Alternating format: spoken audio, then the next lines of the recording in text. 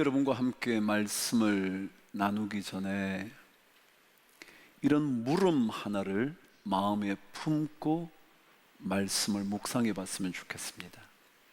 이런 물음이요. 나는 내 인생의 역사를 써내려가고 싶어 하는가?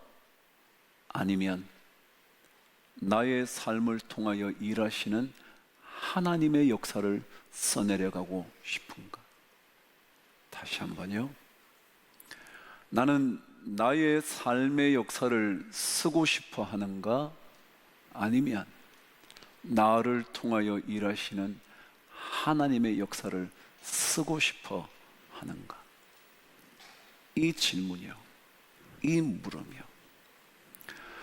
우리 모두는 우리의 인생을 멋지게 쓰고 싶어 합니다. 그래서 나의 역사가 두각을 나타내고 그리고 남들 앞에 두드러져 보이기를 기대하면서 살아갑니다. 그래서 모두가 자기 역사를 자랑하고 싶어 할 만큼의 역사가 되기를 원합니다.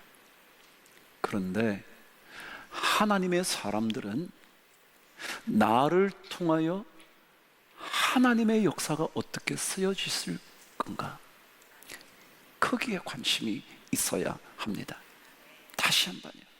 하나님의 사람은 나를 통하여 하나님께서 어떻게 일하고 계시는가?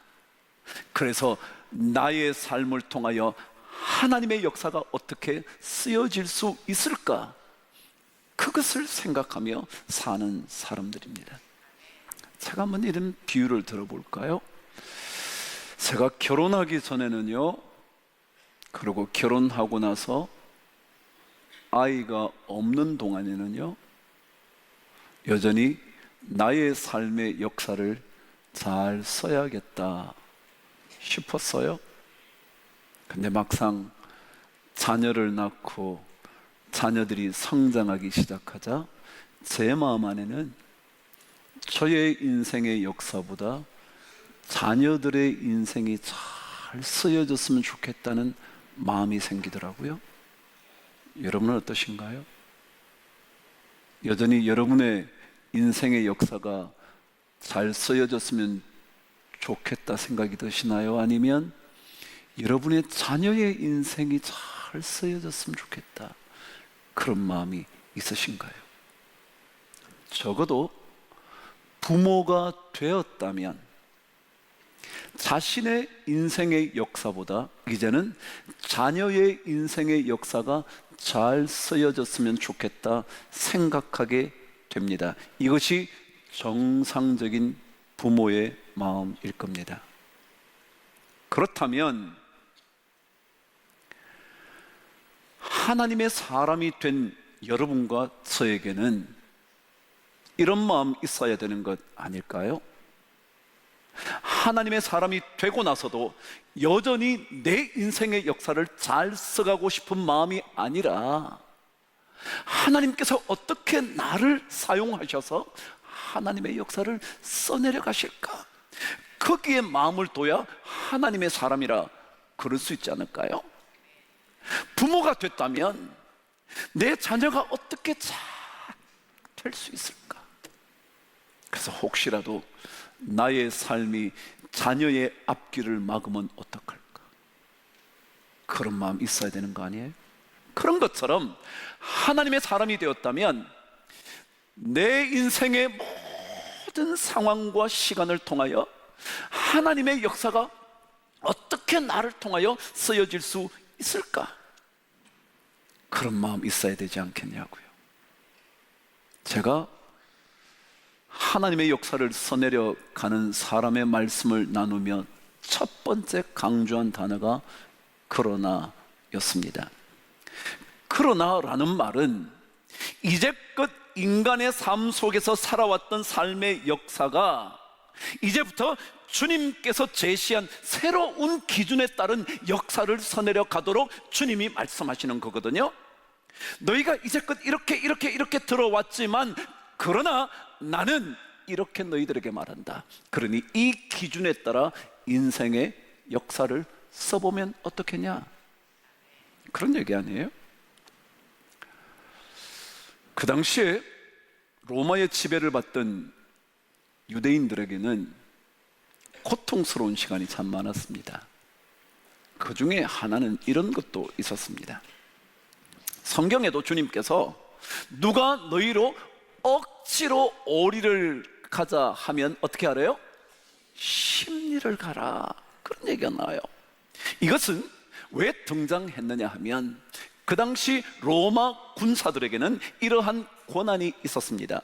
어떤 권한이냐 하면 자신이 짐을 들고 가다가 유대인을 만나면 그 유대인에게 자신의 짐을 넘겨주면서 야, 이거 지고 나 위에서 오리 좀 가. 그럼 가야 되는 겁니다. 그래서 그 무거운 짐을 자기가 짊어지고 로마 병정을 위하여 오리를 걸어가는 겁니다. 2km를 걷는 겁니다.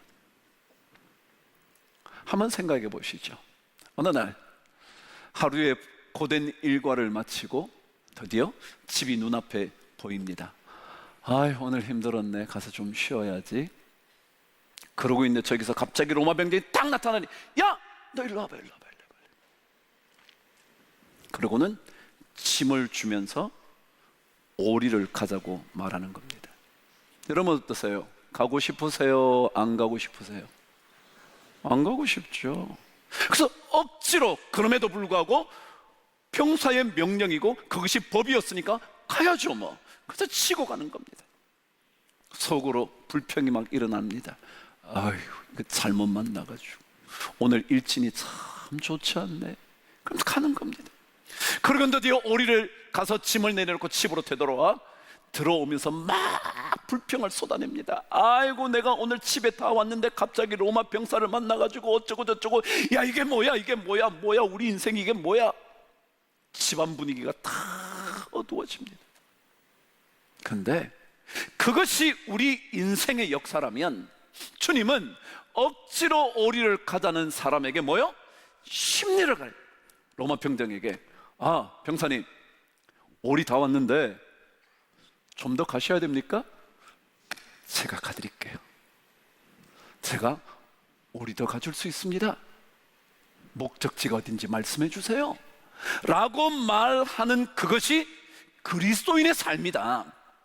주님께서 제시한 새로운 삶의 기준에 따라 우리의 삶의 역사를 써내려 간다, 그런 거거든요. 하나님의 사람은 세상의 역사대로 자신의 인생을 써내려가는 것이 아니라 하나님께서 제시해 주신, 그래서 하나님께서 나를 통하여 이루어 가시는 그 역사를 한번 써내려가 보는 것. 그래서 주님은 끊임없이 이렇게 했지만 그러나 오른뺨을 때리거든 왼뺨을, 속옷을 달라 하면 겉옷을, 이렇게 계속 하나님의 역사를 써가는 겁니다. 세상의 역사대로 말하면 내가 왜 가야 되는데 어림도 없죠. 그러나 하나님의 사람들은 하나님의 역사를 써나가는 겁니다. 그래서 이런 질문이 우리에게 있어야 합니다. 나는 진짜 내 역사를 쓰려고 하는가, 아니면 하나님의 역사를 쓰려고 하는가? My history를 쓰려고 하는가, 아니면 His story를 쓰려고 하는가? 누군가의 말대로 history라는 역사라는 단어는 그분의 역사, His story를 합쳐서 history라 그런다, 그렇게도 하잖아요. 우리는 그분의 역사를 어떻게 하면 써볼까? 이게 예수 믿는 그리스도인의 삶이거든요. 그렇다면 오늘 말씀 마지막 묵상을 통해서 하나님의 역사는 누가 써내려갈 수 있나? 우리 첫 번째, 그러나라고 말할 수 있는 사람. 두 번째, 하나님을 두려워할 줄 아는 사람. 그것 때문에, 하나님이 두렵기 때문에 나머지 모든 것들은 두려워하지 않을 수 있는 용기의 사람. 그것만이 아니라 살려내는 사람. 어떻게 해서든지 가정을 살리고 교회를 살리고 자녀를 살리고 부모를 살리는 그런 사람. 모이기만 하면 불평과 원망을 쏟아내면서 무너뜨리려고 하는 것이 아니라, 저는 우리 장로님들이나 권사님들이 기도하는 거 보면 진짜 예수 믿는 사람 다르지. 이러면 보통 예수 믿는 사람 아니고 누가 나라를 위해서 기도하냐고요. 그냥 나라를 위해서 소리는 지르지만 뭘 이런 나라가 있냐고 그런 얘기는 하지만 진짜 나라를 위해서 기도하는 사람은 어디 있냐고요, 여러분. 이게 예수 믿는 사람의 삶이거든요. 이게 다른 삶이라고요. 그래서 어떻게 해서 살리는 거예요. 그런 사람들이 하나님의 역사를 써내려 간다는데, 오늘 성경 마지막 역사를 하나님의 뜻대로 써내려가는 사람은 어떤 사람인가? 마지막 묵상 한번 해볼게요. 그럼 오늘 15절부터 22절까지 읽으셨는데, 여기에서 가장 많이 나오는, 반복해서 나오는 단어 하나가 있었어요. 여러분은 흘려 읽으셨겠지만 제가 한번 다시 읽어드릴 테니까 무슨 단어가 반복되었는지 한번 보세요. 15절입니다. 애굽 왕이 히브리 산파. 17절 그러나 산파들이. 18절 산파를 불러. 19절 산파가, 그리고 산파가. 20절 그 산파들에게. 21절 그 산파들은. 16절 한 절을 빼고 전부 다 산파라는 단어가 적혀져 있습니다. 그런데 사실은 16절에도 이르되 너희는 이라고 말할 때 이 너희는 산파들입니다. 그렇다면 15절부터 21절까지 한 번도 빠지지 않고 등장한 단어가 산파입니다. 저는 이 단어를 읽는데 이런 생각이 딱 든 겁니다. 하나님의 역사는 어떤 사람을 통하여 쓰여지냐 하면, 자신의 자리, 자신의 직책, 자신의 환경 속에서 그것을 하나님의 역사를 써내려가는 주님의 기회로 삼는 사람이 하나님의 역사를 써내려간다. 누가요? 산파는 산파로서, 기업가는 기업가로서, 가르치는 사람은 가르치는 일로, 병을 고치는 자는 병 고치는 일로, 마을단의 사람 직원은 직원으로, 사업을 해서 사장은 사장으로, 각자의 자리. 이 여인은 산파였는데 그 산파를 하나님의 생명을 살리는 기회로 삼았다. 그 사람들이 하나님의 역사를 써내려간다. 전 그런 생각이 들더라고요. 난 직장이 없다고요? 혹시 아버지신가요? 아버지라는 직책을 통하여 하나님의 역사를 쓰는 겁니다. 나는 이제 늙어서 아무것도 못하는 늙은 어미라고요? 그 어머니의 삶을 통하여 하나님의 역사를 쓰는 겁니다. 자식인가요? 자녀인가요? 그 자녀의 삶을 통하여 하나님의 역사를 써내려가는 것. 여러분 한번 생각해 보십시다. 산파는 비록 보잘것없는 직책일 것 같지만 굉장히 중요했습니다. 이유는 아이가 태어났어요. 그 태어난 아이의 생명을 마음대로 할 수도 있을지 몰라요. 한번 생각해 보셔요. 만일 산파가 그 자녀를 죽이려고 생각한다면, 산 후에 아직까지 제대로 눈조차 뜨지 못하는 어미를 앞에 두고 젖은 물수건 아이 위에 올리면 그냥 아이는 생명을 잃습니다. 말하자면 어린 생명의 생명 죽음을 관장할 수 있는 사람이 산파였습니다. 그래서 애굽 왕은 아이들의 생명을 앗아가는 일을 군인들에게 맡기지 않고 산파에게 맡긴 겁니다. 여러분, 군인들을 동원해 가지고요, 야, 동네를 돌아다니다가 아이가 태어나며 울음소리가 나면 그 집에 쳐들어가서 그 아이를 확인해서 죽여버려 라고 말할 수 있었는데, 하나님은, 애굽 왕은 그렇게 하지 않았습니다. 산파를 불러서 죽일 수 있도록 한 겁니다. 말하자면 산파라는 직책을 통하여 이 여인은 하나님의 명령을 수행함으로 하나님의 역사를 써내려 간 겁니다. 여러분, 어떤 직장을 갖고 계시나요? 어떤 일을 하시나요? 어떤 직업에 종사하시면서 여러분의 일을 하시나요? 자영업을 하시나요? 장사를 하시나요? 가르치시나요? 뭘 하시나요? 그 일을 통해서 하나님의 역사 한번 써보자. 하나님의 역사 써보자. 그게 바로 산파를 통하여 우리에게 들려주는 하나님의 음성 아닐까 싶은 거예요. 결론 하나 말씀드리고 말씀을 마쳐볼까요? 그럼 제가 처음에 여러분들에게 제 설교의 제목에 대한 얘기를 했습니다. 하나님의 역사는 누가 써내려가는 거냐고. 그랬더니 여러분 전부 다가 하나님 그랬죠? 근데 제가 왜 하나님의 역사를 하나님의 써내려 가신다고 하지 않고 하나님의 역사를 써내려가는 사람이라고 얘기했냐? 그럼 제가 설교를 시작했었습니다.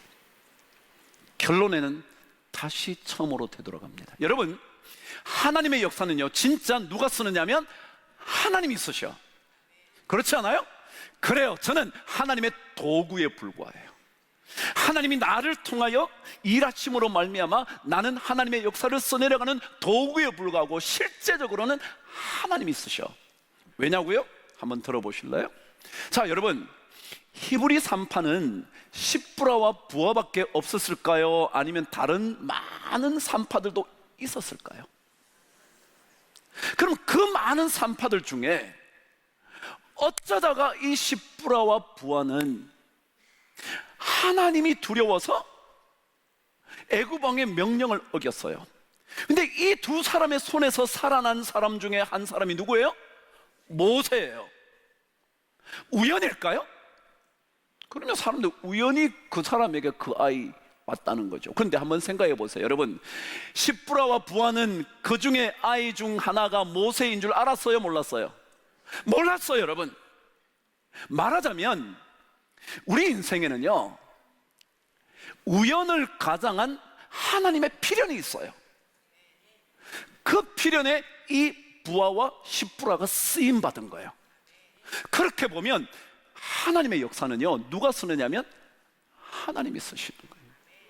내가 쓰는 게 아니에요. 내가 이 아이를 살림으로 인하여 모세가 태어나고 모세가 살아나고 모세가 이스라엘 백성을 건져내는 게 아니에요.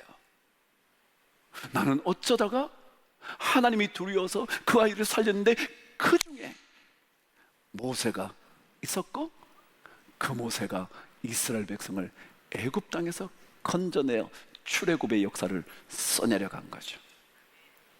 그러니까 하나님이 쓰시는 거거든요. 히브리 산파도 하나님의 역사를 써내려간 사람이라 말할 수 있고, 여러분도 저도 만일 그러나의 신앙을 가지고 하나님을 두려워하면서 감히 하나님의 명령을 어길 수가 없어서 애굽 왕의 명령도 두렵지 않았던 용기의 사람이 되면, 그럼 우리도 하나님의 역사를 써내려 가겠지만 결국은 누가 하는 거냐면 하나님이 하시는 거다. 그러니 우리는 또다시 주님 바라보는 거거든요. 하나님, 나를 통하여 하나님의 역사 써주세요. 하나님, 제 자녀의 인생을 통하여 하나님의 멋진 출애굽의 역사 한번 써주세요. 그러는 거거든요.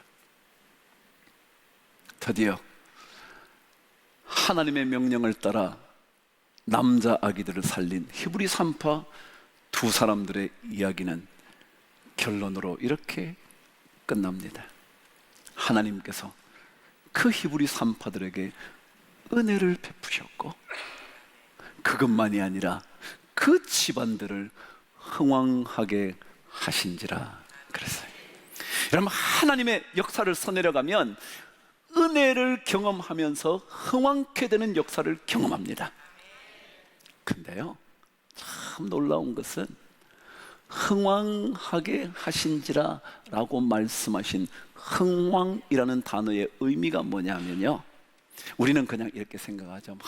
사업이 잘 되고 뭐 자식도 막 좋은 직장 가고 뭐 했더니 막 그냥 무조건 되는 일이 막 벅벅 쏟아지고 막 이런 걸 흥왕이라고 그러잖아요. 근데요, 히브리 원어의 이 흥왕이라는 단어는 이런 뜻입니다. 일하신다, 이루신다, 일하셔서 마무리하신다 라는 뜻입니다. 그러니까 흥왕이 우리가 생각하는 대로 내가 뭐 잘 되고 건강해지고 막 이런 건 물론이지만 그 뜻의 깊은 의미는 뭐냐면 하나님께서 이루신다는 거예요. 하나님이 일하신다는 거예요. 하나님은 이 암울한 시기에, 암흑의 시기에, 모든 아이들이 죽어가는 그 시기에도 뭐 하신다고요? 일하고 계신다. 일하고 계신다. 우리 다 예수 믿잖아요. 예수 믿어. 예수 믿으면서 이런 일도 하고 저런 일도 해요. 노래도 하고 춤도 추고 뭐도 하고 다 하지만요, 근데 그 모든 것을 통하여 하나님을 드러내는, 하나님의 역사를 써내려가는 그런 기회로 삼기만 한다면 하나님은 여러분과 저를 위하여 일하기 시작하는 거예요. 나는 세상의 어떤 것들을 쫓아가지 않아. 나는 영원의 것을, 영원한 것을, 나는 무언가 내게 이루어지지 않아도 괜찮아. 믿음으로 그 길 걸어가. 안 되면 그만이지 뭐. 아니면 말아. 그게 우리 예수 믿는 사람의 써내려가는 역사일 거예요. 오늘 우리 명절 때 여러분 잘 오셨어요.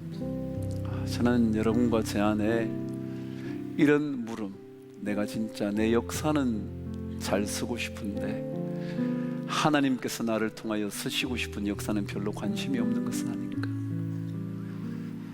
이 물음 간직하면서 명절도 기쁘게 감사하게 잘 보내시길 축복합니다. 기도하겠습니다. 하나님 아버지, 주님을 신뢰하며 나아가 주님의 역사를 써내려가기로 작정만 하면 은혜를 베푸시고 흥왕케 하시는 놀라운 복을 주실 줄 믿습니다. 그런 복 우리 모두가 받게 하시고 그런 은혜 우리 모두가 누리게 하여 주셔서 그 백성이 번성하고 매우 강해졌던 것처럼 우리도 그렇게 되게 하여 주옵소서. 예수님 이름으로 기도합니다. 아멘.